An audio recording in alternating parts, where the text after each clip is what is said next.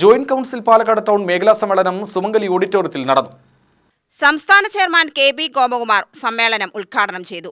നാം പരിസ്ഥിതിയെ സംരക്ഷിക്കണമെന്നുള്ള ആശയം മുന്നോട്ട് വയ്ക്കുന്നത് ലോകത്തിന്റെ മുന്നിൽ പാരിസ്ഥിതികമായി നേരിടുന്ന ഏറ്റവും പ്രധാനപ്പെട്ട വെല്ലുവിളി മാലിന്യത്തിൽ നിന്ന് ലോകത്തെ രക്ഷിക്കുക എന്നുള്ളതാണ്.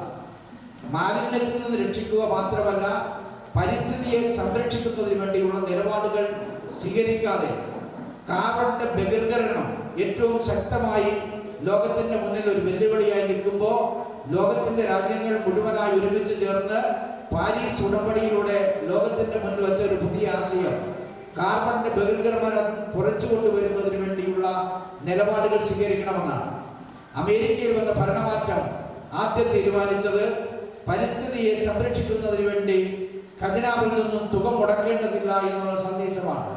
ട്രംപും ഇലോൺ മസ്കും കൂടെ ലോകത്തിന്റെ മുന്നിൽ വെക്കുന്നത് പാരിസ്ഥിതികമായ സംരക്ഷണത്തിന് ഭൂമിയെ സംരക്ഷിക്കാൻ കഴിയുന്നില്ലെങ്കിൽ വരാൻ പോകുന്ന കാലത്ത് പരിസ്ഥിതി ഒരു വലിയ ഗുരുതരമായ ഭവിഷ്യത്തായി ലോകത്തിന്റെ മുന്നിൽ നിൽക്കും.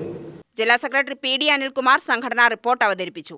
Vice president എം.എസ്. അനിൽകുമാർ, ജില്ലാ കമ്മിറ്റി അംഗം ഇ. രാമകൃഷ്ണൻ, ജില്ലാ വനിതാ സെക്രട്ടറി സുബിൻ സി. മാർട്ടിൻ എന്നിവർ പ്രസംഗിച്ചു.